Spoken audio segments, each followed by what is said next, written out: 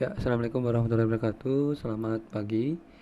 Kembali bertemu di perkuliahan minggu keempat dari pengantar ilmu kebumian. Kali ini kita akan coba bahas mengenai pelapukan tanah dan pergerakan massa atau mass posting. Nah, ini adalah salah satu tempat wisata yang populer di Turki yang kita kenal sebagai namanya Kapadokia. Dan Kapadokia ini merupakan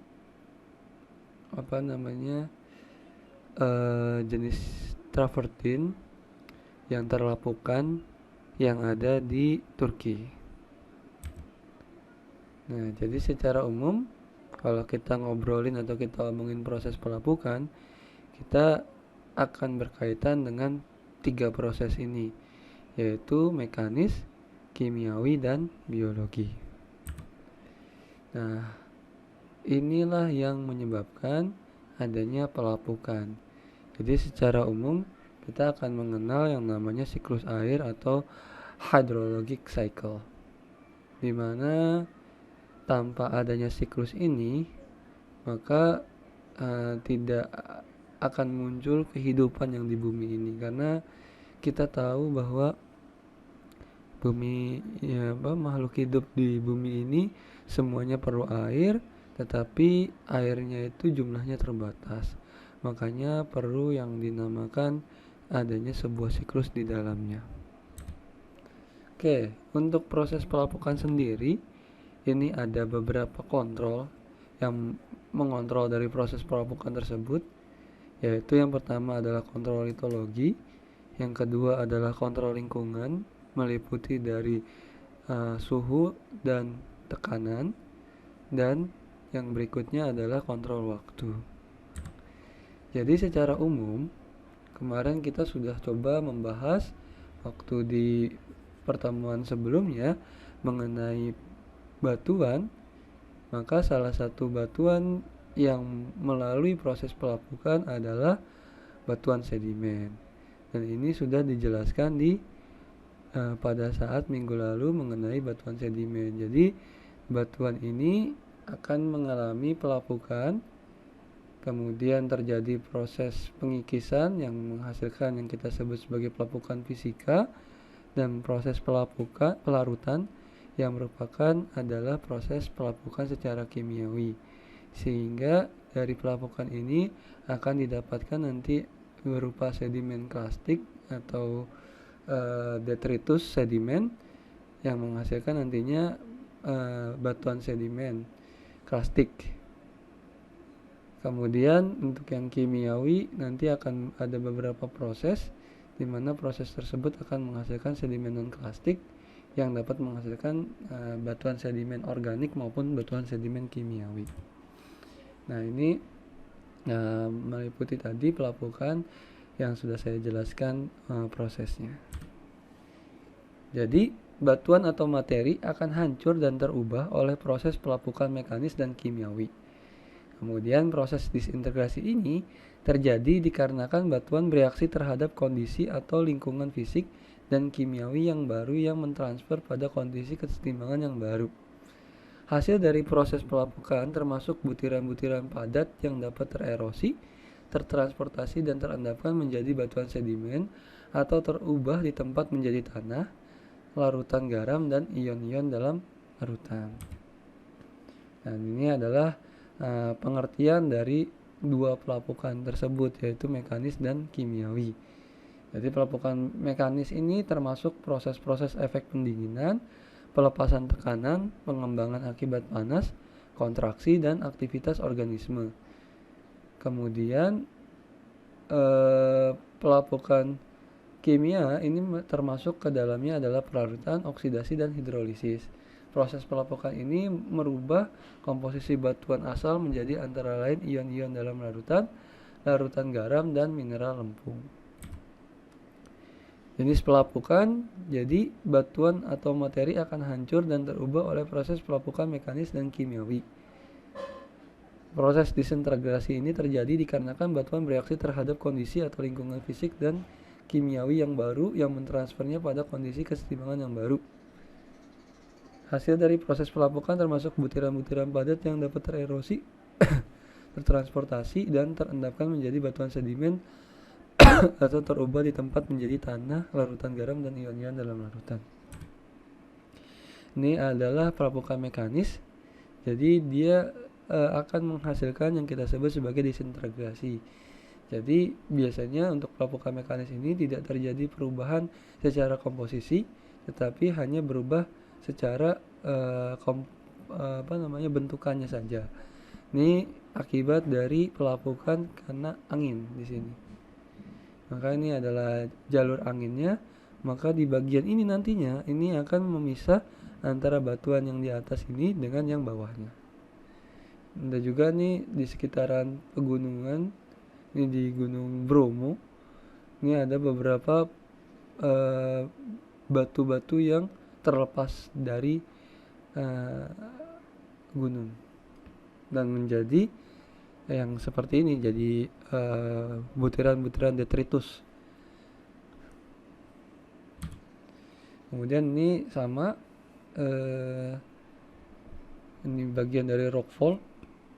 Jadi ini bagian yang awalnya menyatu menjadi batuan lepas-lepas yang ada di bawah. Ini juga sama, kita tahu bahwa ini merupakan jenis aluvium yang terbawa oleh aliran sungai. Ini juga sama, dia terlakukan oleh proses angin dan lain sebagainya, dan juga didukung juga pengaruh dari vegetasi yang mempercepat dari proses pelapukan. Ini contoh dari exfoliation dome. Jadi kita akan mengenal yang namanya pelapukan mengulit bawang atau spheroidal weathering. Jadi ini yang kita kenal dengan kontrol litologi dan kontrol pola rekahan. Jadi awalnya ini ada batuan beku di bawah permukaan. Kemudian di bagian di atas permukaan beberapa tanah ini mengalami pelapukan. Selain tanah, juga pelapisan-pelapisan dari batuan sedimen juga mengalami pelapukan ketika dia terekspos di permukaan. Sehingga lama-kelamaan si batuan granit ini atau batuan beku ini jadi naik ke permukaan. Karena batuan beku ini lebih resisten dibandingkan batuan sedimen di atasnya terhadap pelapukan, sehingga si granit ini akan tetap tidak terlapukan, sedangkan di bagian lainnya akan terlapukan, seperti seolah-olah mirip kayak kulit bawang, sehingga si granitnya itu akan muncul seperti beruas-ruas di atas permukaan gitu. Itulah yang kita sebut sebagai spheroidal weathering. Nah, ini tadi jadi muncul di permukaan pelan-pelan karena dia resisten terhadap pelapukan, makanya dia tetap posisinya seperti sedia kala dibandingkan yang daerah sekitarnya. Kemudian terus terjadi pelapukan kulit bawang, sehingga si batuan beku ini yang awalnya ada di bawah permukaan jadi tersingkap ke permukaan akibat dari spheroidal weathering tersebut. Nah, ini contohnya.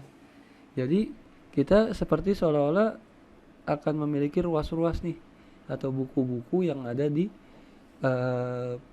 permukaan gitu loh, karena ini adalah yang resistennya, sedangkan yang bagian di sekitarnya ini yang lebih rentan terhadap pelapukan, sehingga seolah-olah memiliki ruas-ruas karena adanya si tahanan si batuan beku ini.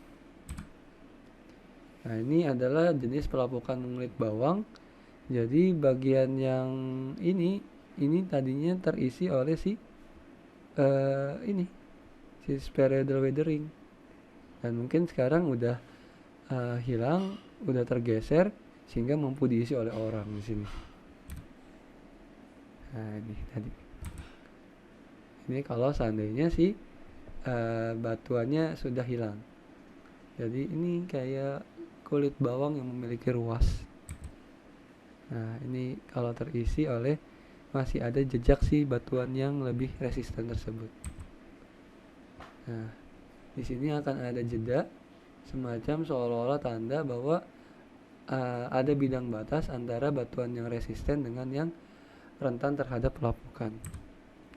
Nah, ini adalah pelapukan, sehingga kita akan mengetahui bahwa makin luas permukaan atau bidang kontak, maka makin mudah terjadi pelapukan.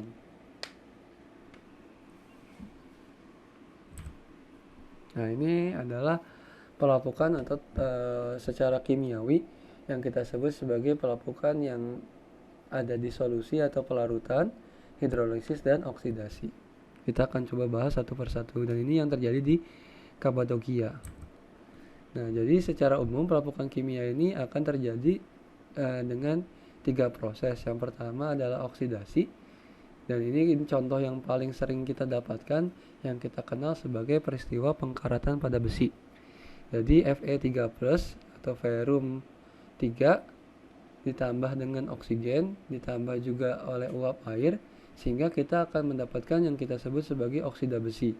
Oksida besi inilah yang nantinya berubah oleh peristiwa tertentu sehingga menjadi Fe2O3 yang kita kenal sebagai karat. Nah, ini adalah contoh dari pelarutan. Kita tahu bahwa reaksi antara H2O dengan CO2 ini akan menghasilkan H2CO3. Tapi harus diingat H2CO3 ini adalah bentuk yang tidak stabil, sehingga dia akan selalu berubah menjadi H+ dan HCO3-. Ditambah nanti dia bereaksi dengan CaCO3, maka dia akan menghasilkan ion Ca2+ dan HCO3-. Nah, ini adalah contoh untuk yang karbonasi atau hidrolisis untuk pembentukan dari mineral clay. Nah, atau mineral lempung. Misalnya ini contoh ada silikat selain kuarsa dan olivin, kemudian ditambah dengan asam karbon, yaitu H+ ditambah HCO3- ditambah H++ OH-, maka bisa menjadi beberapa ion atau mineral clay di sini. Bisa KHCO3, H4SiO4, dan ini adalah produk si mineral clay-nya. Sedangkan A dan B ini adalah produk yang mudah larut. Kenapa kok bukan olivin? Jadi kalau seandainya olivin kita coba reaksikan, ternyata olivin ini tidak akan menghasilkan clay mineral di sana. Jadi kalau yang namanya batuan ultramafic atau batuan mafic, biasanya kalau teraterasi atau terlarutkan, terdisolusi, ini dia tidak akan menghasilkan clay mineral. Sama kalau seandainya komposisinya juga pakai Mg2SiO4, tidak ada clay mineral yang terbentuk. Sedangkan kenapa bukan kuarsa? Karena kuarsa ini tidak akan bereaksi dengan oksigen yang terlarutkan. Jadi nggak akan pernah muncul yang namanya SiO3 gitu. Dan juga tidak pernah bereaksi dengan CO2 yang terlarutkan. Tidak pernah muncul SiCO32 atau SiHCO34. Makanya baik olivin maupun kuarsa ketika dia terdisolusi atau terlarutkan, dia tidak akan menghasilkan yang namanya mineral clay. Nah, untuk pelapukan kimia ini dia akan menghasilkan beberapa produk. Contohnya adalah regolith. Jadi regolith ini adalah hasil pelapukan mekanis dan kimiawi berupa sedimen dan tanah. Kalau soil ini terdiri dari zat padat seperti sedimen, udara, air, humus, dan juga tumbuhan dan binatang yang pernah hidup di sana, di mana mereka berfungsi sebagai unsur pendukung. Untuk pembentukan tanah menghasilkan beberapa lapisan atau horizon, yang dari atas ke bawah dikenal sebagai horizon A, B, dan C. Horizon-horizon ini dibedakan berdasarkan dari tekstur, struktur, komposisi termasuk organismenya, dan warna. Pembentukan soil ini akan dikontrol oleh iklim, batuan asal, aktivitas organik, topografi yang meliputi relief dan lereng serta waktu. Nah, ini kita akan lihat bagaimana proses pelapukan kimia berupa pelarutan, oksidasi, dan hidrolisis. Proses pelapukan ini merubah komposisi batuan asal menjadi antara lain ion-ion dalam larutan, larutan garam, dan mineral lempung yang akan nantinya membentuk tanah. Dan inilah yang kita sebut sebagai zonasi tanah. Kita tadi mengenal ada horizon O, horizon A, horizon B, horizon C, dan batuan keras atau bedrock atau batuan dasar. Nah, jadi yang namanya horizon O ini biasanya yang kita kenal sebagai lapisan humus. Jadi warnanya relatif lebih gelap karena banyak mengandung material organik. Kemudian yang berikutnya ini ada yang kita kenal sebagai horizon A atau kita kenal sebagai topsoil.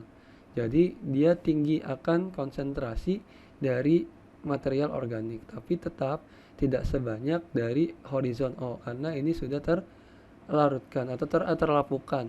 Jadi horizon A ini adalah hasil dari pelapukan horizon O. Kemudian untuk horizon B ini lebih dominannya adalah lempung dan beberapa hasil pencucian dari ion-ion yang ada di horizon A. Jadi horizon A yang sudah tercucikan, baik itu karena air hujan maupun air permukaan, dan ada proses pelapukan di sana, akan terakumulasi di horizon B ini. Nah, kemudian kalau horizon C ini ceritanya lain. Ceritanya dia lebih banyak akibat dari si pelapukan yang ada dari si bedrock. Jadi bedrock ini awalnya kan keras. Nah, dari bedrock ini dia terlapukan sehingga menjadi bagian-bagian detritus-detritus kecil yang kita sebut sebagai horizon C. Ini juga sama bagaimana adanya sebuah profil tanah yang ada di salah satu lokasi. Nah, ada juga tadi kan kita batasnya cuman ada O, A, B, dan bedrock ya tadi ini. O, A, B, C, dan bedrock. Nah, sekarang ini ada juga yang tambahan di sini. Ini didapatkan di enchantedlearning.com.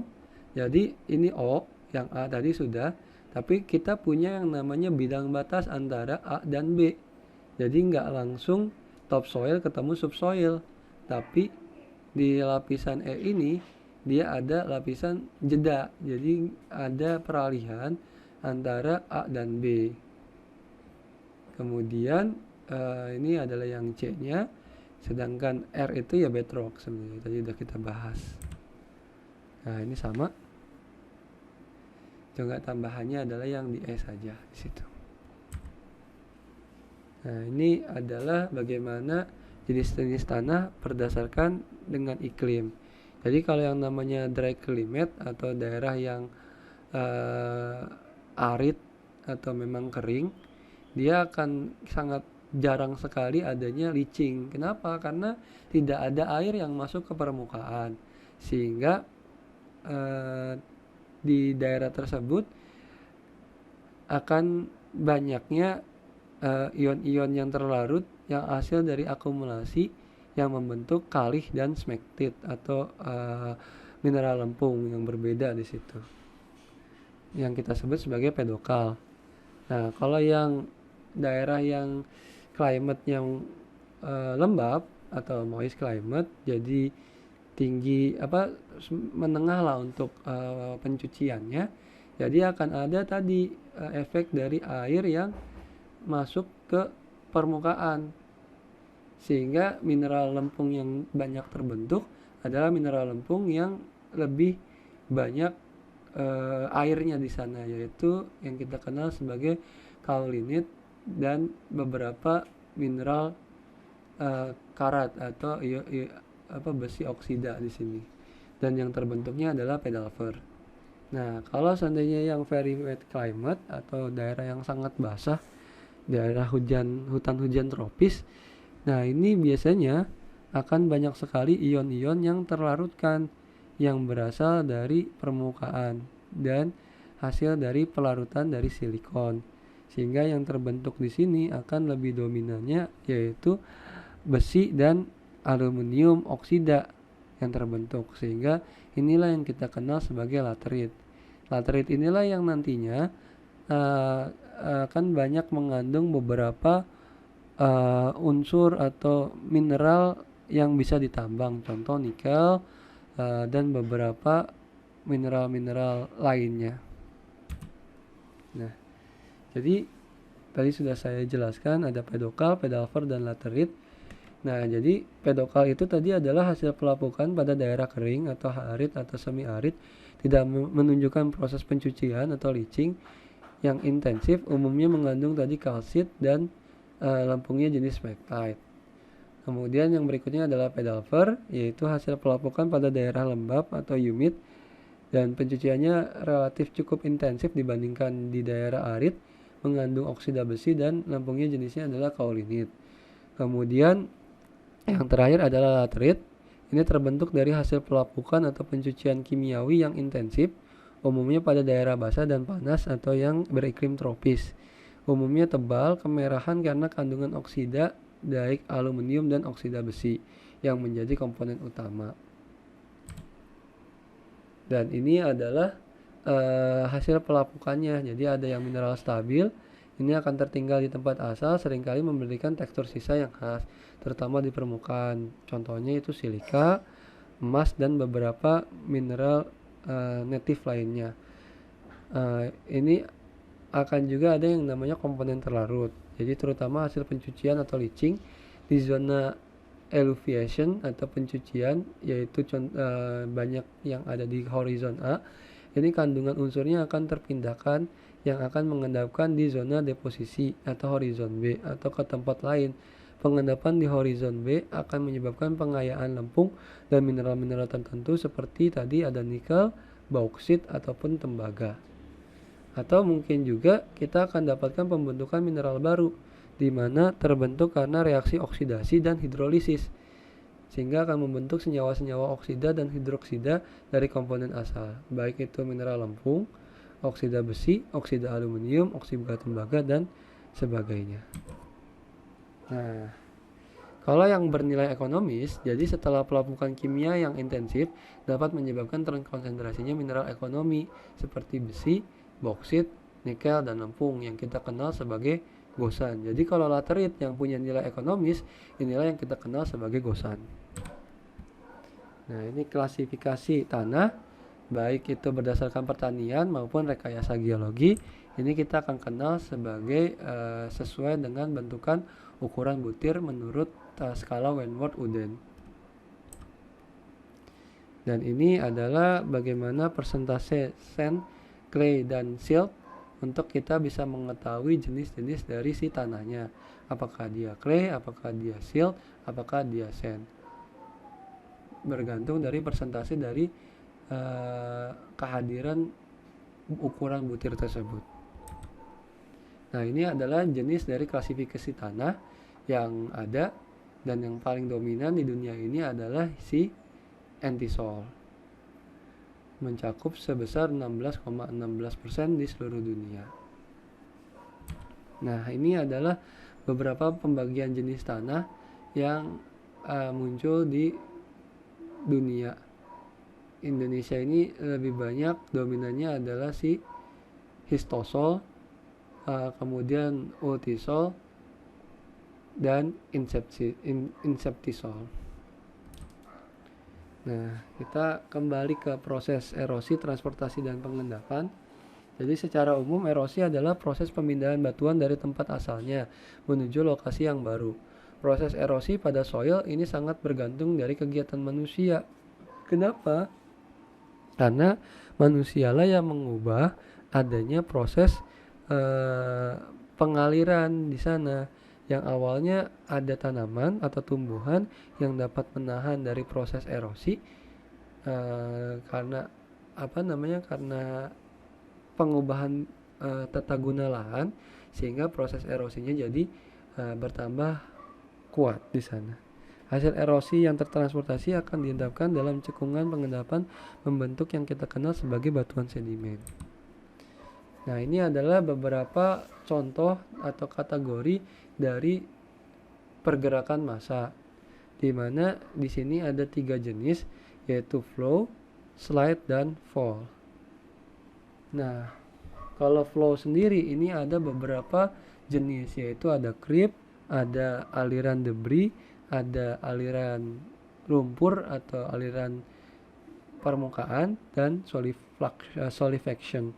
Kemudian untuk slide ini ada slam dan rock slide, dan kalau fall ini ya hanya ada rock fall saja.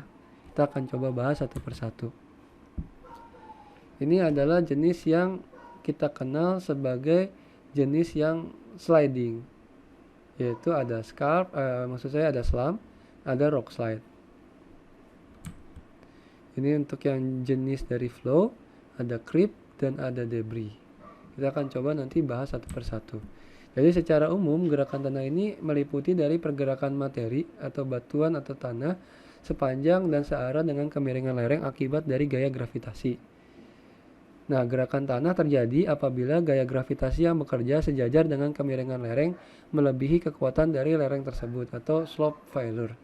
Faktor-faktor yang mempengaruhi gerakan tanah adalah 1. Gradien lereng, 2. Pelapukan material pembentuk lereng, yang ketiga kandungan air, yang keempat adanya pembebanan atau unloading, yang kelima ada atau tidaknya vegetasi. Semakin tinggi vegetasi, maka pengaruh gerakan tanah semakin tinggi. Nah, gerakan tanah ini akan diklasifikasikan berdasarkan kecepatan, jenis gerakan, dan jenis material. Yang pertama adalah rockfall. Rockfall ini secara bebas merupakan gerakan tanah yang umum dijumpai. Kemudian ada juga slam dan rock glide yang merupakan tipe dari gerakan tanah sliding. Slam itu adalah gerakan tanah tipe slide yang terotasi dan bergerak sepanjang bidang lengkung yang umumnya terjadi pada batuan yang tidak terkonsolidasi atau sedimen lepas. Sedangkan rock glide atau rock slide terjadi pada bidang planar yang umumnya terjadi pada batuan yang padat. Nah, ini adalah contoh untuk rockfall.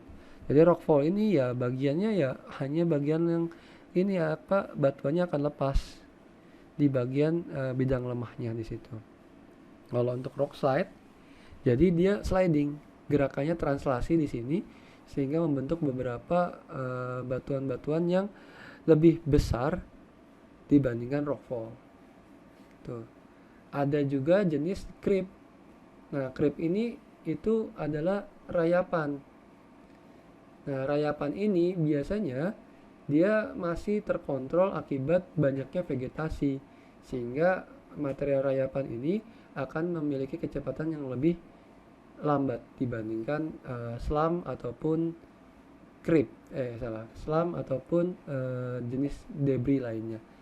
Nah, ini untuk yang block slide. Bedanya apa dengan rock slide? Ya, kalau rock slide ini bentukannya lebih kecil ukurannya, sedangkan kalau block slide itu semacam ada blok batuan yang terpisahkan dari batuan utamanya. Nah, ini contoh dari debris slide. Jadi bedanya apa sih dengan debris flow? Jadi kalau debris slide ini bentukan debrisnya itu lebih cepat pergerakannya dibandingkan debris flow. Sehingga kalau debris slide ini dia akan membawa material atau dia akan meninggalkan semacam jejak coak di sini. Sedangkan untuk debris flow dia akan hanya mengalirkan beberapa aliran saja dan peristiwanya lebih lambat dibandingkan debris slide. Kalau slam ini slam atau bahasa Indonesianya adalah nendatan. Ini ciri khas yang paling kelihatan dari slam ini adalah bentukan seperti bulan sabitnya ini. Jadi kalau kalian melihat nanti jenis longsoran yang meninggalkan jejak seperti bulan sabit, itu sudah pasti merupakan produk dari slam atau nendatan. Nah, yang berikutnya adalah subaqueous sand flow. Jadi ini merupakan daerah di mana kontak dengan air atau laut, sehingga daerah yang sering sekali kontak dengan bidang air ini akan memiliki suatu kondisi di mana dalam keadaan jenuh di sana. Dan ini adalah tadi pergerakannya. Nah, yang bentukan dari bulan sabit itu yang kita kenal sebagai scarp-nya itu. Jadi dia akan meninggalkan scarp yang seperti bulan sabit. Itulah contoh atau jenis dari nendatan. Dan ini adalah tadi bagaimana kita mengetahui adanya bentukan-bentukan dari si rock slide misalnya di sini. Jadi kita akan dapatkan karena ini bidangnya sangat miring sehingga memungkinkan adanya longsoran di bagian sisi tebing yang ini. Dan ini kita akan mengetahui ini bentukan awal, dan kemudian ketika ada yang mengalami sliding atau mengalami moss wasting, maka kita akan dapatkan di sini lokasi jejak-jejak terendapkannya si endapan dari landslide atau pergerakan tanah tersebut. Ini untuk earth flow, jadi pergerakan yang dominan akibat dari gravitasi. Ini tadi meninggalkan jejak, jadi akan ada scarp juga sebenarnya. Nah, jadi moss wasting atau gerakan tanah ini merupakan perbedaan gerakan ini dikenali berdasarkan kecepatan kandungan air dan komposisi materinya. Mud flow terdiri dari lempung mengandung air lebih besar 30% dan umumnya gerakannya mengikuti bentuk lembah. Sedangkan mud flow ini umumnya terjadi pada daerah dengan iklim arid dan semi arid. Sedangkan debris flow ini mengandung lebih sedikit air dibandingkan mud flow, terdiri dari material ukuran pasir sampai bongkah, umumnya lebih jenuh atau viskos dan gerakannya lebih lambat dibandingkan mud flow. Sedangkan untuk earth flow ini turun searah dengan lereng yang dicirikan oleh material viskos yang tebal dari terdiri regolit yang bergerak lebih lambat daripada debris flow maupun mud flow. Lempung ini merupakan biasanya yang jenuh air dan bergerak jika terganggu dinamakan quick clay. Sedimen yang jenuh air yang bergerak perlahan sepanjang lereng ini disebut sebagai solifluction. Gerakan tanah yang sangat lambat ini disebut sebagai creep atau rayapan. Gerakan tanah jenis ini paling umum dijumpai di mana melibatkan batuan, tanah ataupun maupun sedimen lepas. Ini contoh slam, ini cukup sering terjadi di Indonesia dan kita akan mendengarkan yang namanya scarp di sana. Dan ini adalah contoh dari solifluction, di mana kita akan mengenal yang namanya permafrost. Dan ini biasanya terjadi pada lokasi yang memiliki iklim subtropis atau memiliki 4 musim, di mana akan ketemu yang namanya permafrost, di mana permafrost itu adalah lapisan tanah yang masih mengandung es ketika dia sudah masuk ke musim semi atau musim kemarau. Dan ini adalah creep atau rayapan, jadi akan meninggalkan jejak di bagian creepingnya atau rayapannya. Nah, ini adalah contoh bagaimana rekayasa teknik untuk bisa mengatasi dari si rayapan. Nah, biasanya kan ini ada bidang miring kan ya. Nah, bidang miring ini kadang bisa dalam bentuknya bukit, lembahan ataupun gunung yang kadang-kadang dicoba untuk dibangun untuk jalur transportasi.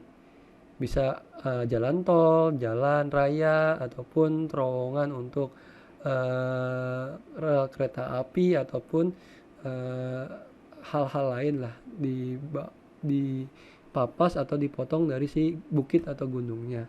Nah, ini kan kadang-kadang karena tadi pemotongan tersebut, maka perlu yang namanya bidang untuk menahan dari si tanah yang terpotong tersebut kan, dengan menambahkan beberapa material seperti andesit ataupun blok-blok batuan atau batako atau bata. Tapi harus diingat di sini ini pentingnya kita mengukur strike dan dip atau bidang jurus dan perlapisannya. Kenapa? Karena kalau kita mengetahui strike and dip, kita nggak akan salah dalam memotong si bukit tersebut. Jadi kalau yang ini kan aman, karena arah perlapisannya itu dia berlawanan dari si jalan yang kita buat, sehingga kalaupun dia longsornya akan mengarah ke arah pojok sini. Nah, sedangkan kalau yang ini, karena arah perlapisannya itu mengarah ke arah sisi yang kita papas atau sisi yang kita potong bukitnya, maka mau nggak mau arahnya kan mengikuti dari arah gravitasinya dan sesuai dengan arah perlapisan.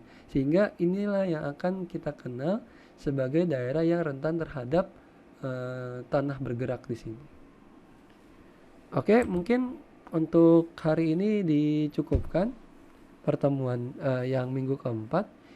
Nanti untuk minggu depan kita akan membahas mengenai air mengalir, air tanah, gletser, gurun, dan angin yang akan kita bahas di pertemuan kelima.